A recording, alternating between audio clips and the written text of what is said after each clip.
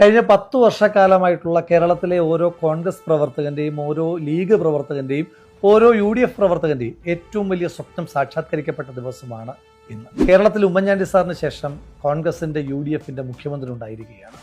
ഒരുപറ്റം മാധ്യമപ്രവർത്തകരും ഇടതുപക്ഷവും BJPയും ചില സമുദായ നേതാക്കന്മാരുമൊക്കെ വനവാസം കൽപ്പിച്ച വടശ്ശേരി ദാമോദരൻ മകൻ സതീശൻ എന്ന ശ്രീ VD സതീശൻ കേരളത്തിന്റെ 13ാമത് മുഖ്യമന്ത്രിയായിരിക്കും. നമ്മൾ തെരഞ്ഞെടുപ്പിന്റെ സമയത്താണ് ഇത്തരത്തിലുള്ള വീഡിയോകളുമായി പരസ്പരം സംബന്ധിച്ചത്.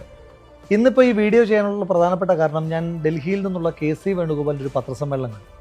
ആ പത്രസമ്മേളനത്തിൽ ആവർത്തിച്ചുള്ള കുത്തിത്തിരിപ്പ് ചോദ്യങ്ങൾക്ക് അദ്ദേഹം മനോഹരമായി മറുപടി പറഞ്ഞു. അദ്ദേഹം പറഞ്ഞു, ശ്രീ VD സതീശൻ എൻ്റെ പൂർണ്ണമായ പിന്തുണയുണ്ട്, ഹൈക്കമാൻഡ് എടുത്ത തീരുമാനം നടപ്പിലാക്കുക എന്നുള്ളതാണ് എൻ്റെ ഏറ്റവും പ്രധാനപ്പെട്ട ഉത്തരവാദിത്വം. ഇത് പറഞ്ഞു തീരുന്നതിന് മുമ്പ് ഒരു മാധ്യമപ്രവർത്തകൻ കുത്തിത്തിരിപ്പ് ചോദ്യം ചോദിച്ചു, അല്ല KC, നിയമസഭാ കക്ഷിയിൽ അങ്ങേക്കായിരുന്നില്ല ഭൂരിപക്ഷം, എന്നിട്ടും ഇതൊരു സ്വാഭാവികമായ നീതിയുടെ ലംഘനമല്ലേ നടന്നിരിക്കുന്നത്? KC ഇത് കേട്ടിട്ട് ചിരിച്ചിട്ടങ്ങ് നടന്നുപോയി. എൻ്റെ മനസ്സിൽ തോന്നിയ ചോദ്യം മെമ്പർ താഹിറിന്റെ ചോദ്യമാണ്, ഞാൻ ആവർത്തിക്കുന്നില്ല. എങ്കിലും മറ്റൊരു ചോദ്യം ചോദിക്കാം.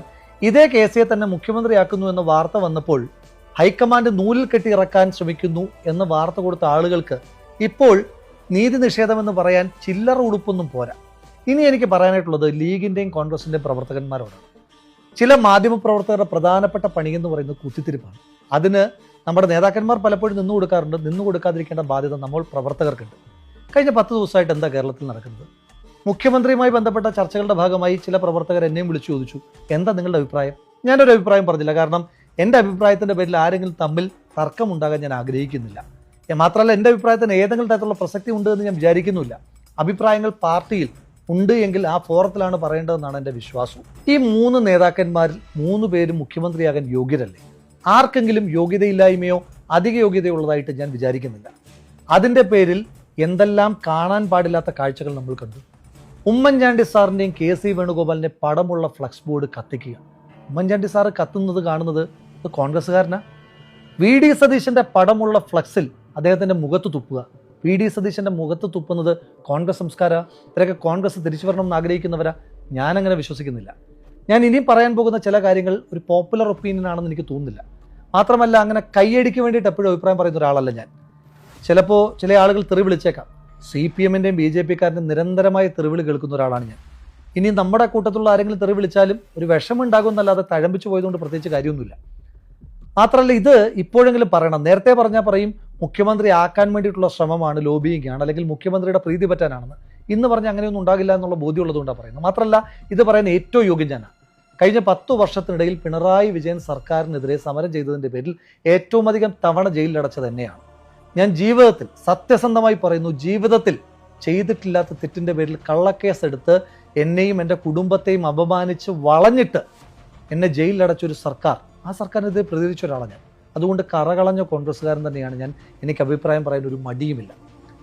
ശ്രീ KC വേണുഗോപാൽ ഇത്രയേറെ അധിക്ഷേപിക്കപ്പെടുവാൻ, ഇത്രയേറെ അപമാനിക്കപ്പെടുവാൻ, അപഹസിക്കപ്പെടുവാൻ, ശപിക്കപ്പെടുവാൻ എന്താണ് അദ്ദേഹം ചെയ്ത തെറ്റ്? അദ്ദേഹം പൊതുവിടത്തിലേക്ക് വന്ന ഏതെങ്കിലും നേതാക്കന്മാരെ അപമാനിച്ചു? അദ്ദേഹം മുഖ്യമന്ത്രിയാകാൻ ആഗ്രഹിച്ചിട്ടുണ്ടാകാം, VD ആഗ്രഹിച്ചിട്ടുണ്ടാകാം, RC ആഗ്രഹിച്ചിട്ടുണ്ടാകാം. എന്താ തെറ്റ്? VD സതീശനും രമേശ് ചെന്നിത്തലയും KC വേണുഗോപാലും മുഖ്യമന്ത്രിയാകാൻ ആഗ്രഹിച്ചിട്ടുണ്ടെങ്കിലും അതിനുവേണ്ടി ശ്രമിച്ചിട്ടുണ്ടെങ്കിലും ഒരു തെറ്റുമില്ല. നമുക്ക് ഓരോരുത്തർക്കും നമ്മുടെ ഇഷ്ടമനുസരിച്ച് VD മുഖ്യമന്ത്രിയാകട്ടെ എന്നോ, RC മുഖ്യമന്ത്രിയാകട്ടെ എന്നോ, KC മുഖ്യമന്ത്രിയാകട്ടെ എന്നോ എന്ന് പറയാം. പക്ഷെ അതിൻ്റെ പേരിൽ നേതാക്കന്മാരെ അധിക്ഷേപിക്കുന്നത് ഒട്ടും നല്ല പ്രവണതയല്ല. ശ്രീ രാഹുൽ ഗാന്ധിയെ ആക്ഷേപിച്ചു, പ്രിയങ്ക ഗാന്ധിയെ തോൽപ്പിക്കുമെന്ന് പറഞ്ഞു, ആശുപത്രിയിൽ കിടക്കുന്ന സോണിയാഗാന്ധിക്ക് നേരെ വരെ അപമാന പ്രചരണങ്ങൾ ഉണ്ടായി, മല്ലികാർജ്ജുന ഖാർഗെ നിരന്തരമായി വേട്ടയാടി. ഇതൊക്കെ എന്തിനു വേണ്ടിയിട്ടാണ്? ഇതൊക്കെ എന്ത് തരം UDF സംസ്കാരമാണ്? എന്ത് തരം കോൺഗ്രസ് സംസ്കാരമാണ്? ശ്രീ KC വേണുഗോപാൽ കുറേ ആളുകൾ പറയുന്നത് കേട്ടു പെട്ടി തൂക്കിയാണെന്ന്. എന്ത് പെട്ടി തൂക്കി? കണ്ണൂരിൽ പയ്യന്നൂർ പോലൊരു പാർട്ടി ഗ്രാമത്തിൽ KSUവിൻ്റെ സംഘടനാ പ്രവർത്തകനായി കടന്നു വന്ന് SFIക്കാരൻ്റെ തല്ലുകൊണ്ട് ജയിലിൽ കിടന്ന് KSU പ്രസിഡന്റായി, യൂത്ത് കോൺഗ്രസ് പ്രസിഡന്റായി, ഒരു കോൺഗ്രസ്സുകാരന് ജയിക്കാൻ പ്രയാസമുള്ള ആലപ്പുഴയിൽ നിന്ന് MLA ആയ ആളാണ്. ആലപ്പുഴയിൽ കോൺഗ്രസ്സുകാരന് ഏറ്റവും ജയിക്കാൻ പ്രയാസമുള്ള ആലപ്പുഴ പാർലമെന്റിലെ മെമ്പറാണ്. 2019 19 ജയിച്ചപ്പോഴും നമ്മൾ തോറ്റുപോയ മണ്ഡലത്തിൽ 24 തിരിച്ചുപിടിച്ച ആളാണ് KC വേണുഗോപാൽ. അയാൾ എങ്ങനെയാണ് നൂലിക്കെട്ടി ഇറക്കിയ ആളായി മാറുന്നത്? ഈ നാട്ടിലെ സാധാരണക്കാരൻ്റെ ജനായത്ത് അംഗീകാരം നേടിത്തന്നെയാണ് MLAയും MPയും മന്ത്രിയും ഒക്കെയായി ശ്രീ KC വേണുഗോപാൽ മാറിയത്. അദ്ദേഹം ഏതെങ്കിലും സമുദായ നേതാക്കന്മാരുടെ തിണ്ണനിറങ്ങാൻ പോകുന്നത് നിങ്ങൾ കണ്ടിട്ടുണ്ടോ? ആലപ്പുഴയിലെ ഏറ്റവും സ്വാധീനം ഉണ്ടായിരുന്ന കാലത്ത് വെള്ളാപ്പള്ളി നടേശന്റെ വീട്ടിൽ പോയിട്ടില്ലാത്ത ആളാണ് ശ്രീ KC വേണുഗോപാൽ. മാത്രമല്ല, വെള്ളാപ്പള്ളി ഇവരെ 3 പേരെയും തോൽപ്പിക്കണമെന്ന് പറഞ്ഞ് ചുട്ടികുത്തിയ 3 പേരിൽ ഒരാളാണ് ശ്രീ കെ സി വേണുഗോപാൽ. എന്നിട്ടും ജയിച്ചു വന്നു. ജനങ്ങളൊപ്പം ഉള്ളത് കൊണ്ട് തന്നെയാണ്. നമ്മുടെ നേതാക്കന്മാർ ക്ലാരിറ്റി ഉള്ളവരാണ്. സമുദായ നേതാക്കന്മാരെ കേൾക്കും എന്ന് കരുതി അവരുടെ ആരുടെയും തിണ്ണനിറങ്ങാൻ നമ്മുടെ ഒരു നേതാവും പോകാറില്ല. അത് രമേശ് ചെന്നിത്തലയും പോകാറില്ല, വി ഡി സതീശനും പോകാറില്ല, കെ സി വേണുഗോപാലും പോകാറില്ല. ഈ രാജ്യത്ത് കെ സി വേണുഗോപാൽ രാജ്യത്തെ കോൺഗ്രസിന്റെ മുഖ്യധാരയിലേക്ക് വരുന്നത് 2019 ശേഷമാണ്. അതായത് കോൺഗ്രസ് തോറ്റു തുന്നം പാടി രാജ്യത്തെ പ്രധാനപ്പെട്ട നേതാക്കന്മാരെല്ലാം കോൺഗ്രസ് പാർട്ടി ഉപേക്ഷിച്ചു പോയി അവരുടെ സുഖങ്ങളും സൗകര്യങ്ങളും അധികാരവും തേടിപ്പോയപ്പോൾ രാഹുൽ ഗാന്ധിയുടെ തോളോട് തോൾ ചേർന്ന് നിന്ന ആളാണ്. പിന്നെയും തെരഞ്ഞെടുപ്പുകൾ ജയിച്ചിട്ടുണ്ട്. അപ്പോഴൊന്നും കെ സി നമ്മൾ ഓർത്തിട്ടില്ല. ഏതെങ്കിലും ഒരു പാല് സൊസൈറ്റിയിൽ തോറ്റാൽ പോലും നമ്മൾ പറയും കെ സി ആണ് ഉത്തരവാദി. വിജയങ്ങളെല്ലാം രാഹുൽ ഗാന്ധിക്ക്, പരാജയങ്ങളെല്ലാം കെ സി വേണുഗോപാൽ. അയാൾ മറുത്തൊരു അക്ഷരവും മിണ്ടിയിട്ടില്ലല്ലോ. ഈ തെരഞ്ഞെടുപ്പിന്റെ കാലത്ത് അയാളുടെ കോൺട്രിബ്യൂഷൻ ചെറുതാണ്. പാർട്ടി വിട്ട് കോൺഗ്രസിൽ നിന്ന് പിന്തുണയോടുകൂടി MLA ആയ തളിപ്പറമ്പിലെ ഗോവിന്ദൻ മാഷ് ആദ്യം നന്ദി പറഞ്ഞത് കെ സി വേണുഗോപാലിനാണ്. അമ്പലപ്പുഴയിൽ നിന്ന് ജയിച്ചു വന്ന ജി സുധാകരൻ ആദ്യം നന്ദി പറഞ്ഞത് കെ സി വേണുഗോപാലിനാണ്. അതടക്കം ഈ തെരഞ്ഞെടുപ്പിൽ എല്ലാ നേതാക്കന്മാരും മത്സരരംഗത്തേക്ക് പോയപ്പോൾ ഒരു വിമതൻ പോലും ഉണ്ടാകാതെ, അഭിപ്രായ വ്യത്യാസങ്ങളില്ലാതെ എല്ലാവരും ചേർത്ത് പിടിച്ച നേതാവാണ് ശ്രീ കെ സി വേണുഗോപാൽ. അദ്ദേഹം MLA ആകട്ടെ, അദ്ദേഹം മുഖ്യമന്ത്രി ആകട്ടെ എന്ന് ആരെങ്കിലുമൊക്കെ MLA മാർ ആഗ്രഹിച്ചിട്ടുണ്ടാകും. അതിലെന്താ തെറ്റ്? അദ്ദേഹത്തെ മുഖ്യമന്ത്രിയാകാൻ ആഗ്രഹിച്ച MLA മാരൊക്കെ പെട്ടിതൂക്കികളാണോ? ആലപ്പുഴയിലെ തോമസിനെ ആക്ഷേപിക്കുന്നുണ്ട്. ഗൺമാന്റെ അടി കൊണ്ട്, തലക്കടി കൊണ്ട് ആശുപത്രിയിൽ കിടന്ന തോമസിനെ കാണാൻ പോയ ഒരാളാണ് ഞാൻ, കോൺഗ്രസ് പ്രവർത്തകനാണ് ഞാൻ. അവനെങ്ങനെയാണ് പെട്ടിതൂക്കിയാകുന്നത്? സന്ദീപ് വാര്യർ അധിക്ഷേപിക്കുന്നത് കേട്ടു. BJPയുടെ വിധ്വംസക രാഷ്ട്രീയത്തെ, വിദ്വേഷ രാഷ്ട്രീയത്തെ വിട്ട് കോൺഗ്രസിലേക്ക് വന്നപ്പോൾ ഹൊയ് ഹൊയ് പാടിയ ആളുകളാണ് നമ്മൾ. അതേ നമ്മൾ സന്ദീപ് വാര്യരെ ഇപ്പോൾ അധിക്ഷേപിക്കുന്നത് കാണുന്നു. എന്ത് തരം രാഷ്ട്രീയമാണത്? എനിക്ക് ഏറ്റവും വേദന തോന്നിയത് മാത്യു കുഴൽനാടനെ മൂവാറ്റുപുഴയിൽ തോൽപ്പിക്കണമെന്ന് ചില ആളുകൾ പറയുന്നത്. ശരിയാ, മാത്യുവിനെ തോൽപ്പിക്കണം. കാരണം കഴിഞ്ഞ 5 വർഷക്കാലം പിണറായി വിജയന്റെ മുഖത്ത് നോക്കി അയാളോട് മറുപടികൾ പറഞ്ഞിട്ടുള്ള ആളാണ് മാത്യു കുഴൽനാടൻ. മിസ്റ്റർ പിണറായി വിജയൻ, നിങ്ങളും നിങ്ങളുടെ കുടുംബവും നിങ്ങളുടെ മകളും അഴിമതിക്കാരാണ്, മാസപ്പടി വാങ്ങുന്നവരാണ് എന്ന് മുഖത്ത് നോക്കി പറഞ്ഞ മാത്യുവിനെ CPM തോൽപ്പിക്കാൻ നോക്കുമ്പോൾ നമ്മളും ഒപ്പം ചേർന്ന മാത്യു എളുപ്പത്തിൽ തോറ്റോളൂ. പിന്നൊന്ന് ഷാഫി പറമ്പിലിനെ വടകരയിൽ കാലുകുത്തിക്കാൻ സമ്മതിക്കില്ല. ശരിയാ, അവിടുത്തെ CPMകാരും BJPക്കാരും SDPIക്കാരും ഒക്കെ ആഗ്രഹിക്കുന്നുണ്ട് ഷാഫി പറമ്പിലിനെ കാലുകുത്തിക്കരുന്ന്. നമ്മളും കൂടെ കൂടിയ ഷാഫി പറമ്പിലിന് കാലുകുത്താൻ കഴിയില്ല. നമ്മളത് ചെയ്യണം. ഈ തെരഞ്ഞെടുപ്പിന്റെ സമയത്ത് ഏറ്റവും അധികം നേതാക്കന്മാരും അതുപോലെ തന്നെ MLA സ്ഥാനാർത്ഥികളും ഒക്കെ എന്നെ വിളിച്ചിട്ടുണ്ട് ഷാഫി പറമ്പിലുമായിട്ടുള്ള ബന്ധത്തിന്റെ പേരിൽ ഒരു റോഡ് ഷോയ്ക്ക് വേണ്ടിയിട്ട്. അപ്പോൾ തെരഞ്ഞെടുപ്പിന്റെ സമയത്ത് കാലാവസ്ഥ നോക്കാതെ, വെയിലാണോ മഴയാണോ നോക്കാതെ, രാവാണോ പകലാണോ എന്ന് നോക്കാതെ ആളെ കൂട്ടാനും തെരഞ്ഞെടുപ്പിൽ വിജയിപ്പിക്കാനും ഷാഫി പറമ്പിൽ വേണമായിരുന്നു. പെട്ടെന്ന് നമുക്ക് ഉറപ്പില്ലാത്ത, അദ്ദേഹം പറഞ്ഞിട്ടുണ്ടോ ഇല്ലയോ നമുക്ക് പോലും അറിയാത്തൊരു വിഷയത്തിൽ അദ്ദേഹം അൺപോപ്പുലർ ആകണം, അദ്ദേഹത്തിനെതിരെ വെറുപ്പ് നമ്മൾ പടർത്തണം, അദ്ദേഹത്തെ ഇല്ലായ്മ ചെയ്യണം. CPMകാരും പറഞ്ഞിട്ടില്ലാത്ത അധിക്ഷേപം വരെ നമ്മൾ പറയണം. നല്ല രീതിയാണ്. ലിജുവിനെ ആക്ഷേപിക്കുന്നുണ്ട്.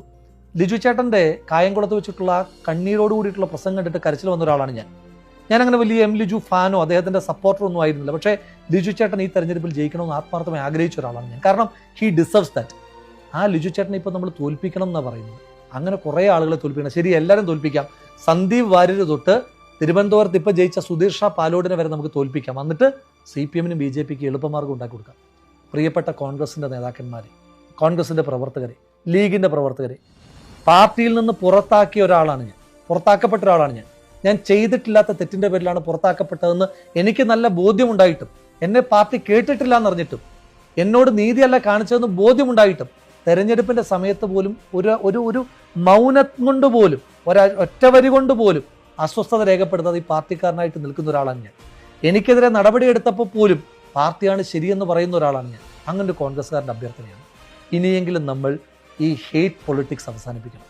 നമ്മൾക്ക് ഇഷ്ടമുള്ളൊരു നേതാവിന് വേണ്ടിയിട്ട് മറ്റ് നേതാക്കന്മാരെ ആക്ഷേപിക്കുന്നു, CPMകാരും BJPക്കാരും പോലും പറയാനറയ്ക്കുന്ന വാക്കുകൾ പറയുന്ന ആ പ്രവണതയ്ക്ക് നമുക്ക് അവസാനമുണ്ടാക്കണം. കാരണം ഈ നേതാക്കന്മാരെ നാളെ തെരഞ്ഞെടുപ്പിൽ മത്സരിക്കാൻ വരുമ്പോൾ തോളിലേറ്റി നടത്തേണ്ടത് നമ്മളാണ്. അന്ന് നമ്മൾ പറഞ്ഞ കാര്യങ്ങൾ മാത്രം CPMകാർ തിരിച്ചു പറഞ്ഞാൽ അവരുടെ ജോലി എളുപ്പമാകും. അതുകൊണ്ട് നമ്മൾ 10 വർഷമായി കാത്തിരുന്നൊരു സർക്കാർ അധികാരത്തിൽ വന്നിരിക്കുകയാണ്. തെരുവിൽ സമരം ചെയ്ത ആളുകളാണ് നമ്മൾ, അടികൊണ്ട ആളുകളാണ് ഞങ്ങൾ. കാസർഗോഡ് തൊട്ട് തിരുവനന്തപുരം വരെ ഒരു ബസ് ഇങ്ങനെ പോയ വഴിക്ക് അത്രയും കരിങ്കൊടി കാണിച്ചതിൻ്റെ പേരിൽ ക്രൂരമായി ആക്രമിക്കപ്പെട്ട ഒരു സംഘം സഹപ്രവർത്തകർ എനിക്കുണ്ട്. ഒരുപാട് കേസുകളുള്ള ആളുകളുണ്ട്. അപ്പോൾ അതുകൊണ്ട് നമ്മുടെ എല്ലാം കൂട്ടായ്മയുടെ വിജയമാണ്, ജനങ്ങൾ നമുക്ക് സമ്മാനിച്ച വിജയമാണ്. ഈ പാർട്ടി അങ്ങനെ തെറ്റ് ചെയ്യുന്നൊരു പാർട്ടിയല്ല. നമ്മൾ ചില ആളുകൾ വാദത്തിന് വേണ്ടി പറഞ്ഞു കെ സി വേണുഗോപാൽ ഹൈക്കമാൻഡിനെ മാനിപ്പുലേറ്റ് ചെയ്യും, മധ്യപ്രദേശും രാജസ്ഥാനും ആവർത്തിക്കും. സത്യത്തിൽ എന്താ മധ്യപ്രദേശും രാജസ്ഥാനും സംഭവിച്ചത്? ഇതിനു മുൻപ് പറയാഞ്ഞത് അന്നേരം കെ സി പക്ഷം പിടിക്കുകയാണെന്ന് നിങ്ങൾ പറയുമെന്നുള്ളത് കൊണ്ടാണ്. രാജസ്ഥാനിൽ സത്യത്തിൽ ഹൈക്കമാൻഡിന് താല്പര്യം സച്ചിൻ പൈലറ്റിനെ മുഖ്യമന്ത്രിയാക്കുക എന്നുള്ളതായിരുന്നു. പക്ഷേ രാജസ്ഥാനിലെ മഹാഭൂരിപക്ഷം ആളുകളും അവിടുത്തെ MLA മാരും പറഞ്ഞു അല്ല, അശോക് ഗെഹ്ലോട്ടാണ് ശരിയെന്ന്. പാർട്ടി അതിനോടൊപ്പം നിന്നു. അതായിരുന്നു സത്യം. കാരണം സച്ചിൻ പൈലറ്റ് പാർട്ടി വിടുന്നതിനെ പറ്റി ആലോചിച്ചു. അധികാരമില്ലാത്തപ്പോഴും അശോക് ഗെഹ്ലോട്ട് കറകളഞ്ഞ കോൺഗ്രസ്സുകാരനായി തുടരുന്നു. മധ്യപ്രദേശിൽ ഹൈക്കമാൻഡിന് താല്പര്യം ജ്യോതിരാദിത്യ സിന്ധ്യയായിരുന്നു മുഖ്യമന്ത്രിയാകണം എന്നായിരുന്നു. പക്ഷെ അവിടുത്തെ MLA മാരും പാർട്ടി പ്രവർത്തകരും പറഞ്ഞു അല്ല, കമൽനാഥ് ആകണം. അവരായിരുന്നു ശരി. കാരണം അധികാരം കിട്ടാത്തപ്പോൾ ജ്യോതിരാദിത്യ സിന്ധ്യ ഇപ്പോൾ പാർട്ടി വിട്ട് BJP-യിൽ പോയി ഹേറ്റ് പൊളിറ്റിക്സ് പറയുകയാണ്.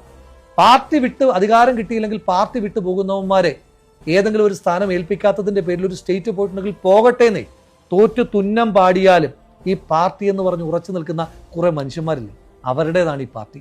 കേരളത്തിലും ഹൈക്കമാൻഡ് ഏറ്റവും യുക്തമായ തീരുമാനമെടുത്തു. ഒരാളും സ്വാധീനിക്കാൻ പോയില്ല. കേരളത്തിലെ പോപ്പുലർ ഡിമാൻഡായി വന്ന ശ്രീ VD സതീശൻ മുഖ്യമന്ത്രിയാകുക എന്ന ഡിമാൻഡ് ഹൈക്കമാൻഡ് കൈക്കൊള്ളുമ്പോൾ ആ ഹൈക്കമാൻഡിന്റെ പാർട്ടി KC വേണുഗോപാൽ ഉണ്ട്. ആ KC വേണുഗോപാൽ 2 കൈയും നീട്ടിയ തീരുമാനത്തെ സ്വീകരിച്ചു. രമേശ് ചെന്നിത്തല VD സതീശനോടൊപ്പം പരിഗണിക്കപ്പെട്ട ആളാണ്. VD സതീശൻ പറയുന്നത് പോലെ അദ്ദേഹത്തിന്റെ നേതാവായിരുന്ന ആളാണ്. ആ രമേശ് ചെന്നിത്തലയാണ് VD സതീശന് പിന്തുണയുമായിട്ടുള്ള കത്ത് കൊടുക്കുന്നത് ബഹുമാനപ്പെട്ട ഗവർണർക്ക്. ഇതാണ് കോൺഗ്രസ് നേതൃത്വത്തിന്റെ ഒരു സൗന്ദര്യം, ബ്യൂട്ടി ഓഫ് അവർ ലീഡർഷിപ്പ്. അതുകൊണ്ട് ആ ട്രൂ സ്പിരിറ്റ് നമ്മളും ഉൾക്കൊള്ളണം. വീണ്ടും അഭ്യർത്ഥിക്കുന്നു, പാർട്ടിയിൽ നിന്ന് പുറത്താക്കപ്പെട്ട ഒരു പാർട്ടിക്കാരൻ്റെ അഭ്യർത്ഥനയാണ്. നമ്മൾ കാത്തിരുന്ന വിജയമാണ്. ഇനിയെങ്കിലും നമുക്കിത് ആഘോഷിച്ചു തുടങ്ങണം. നമസ്കാരം.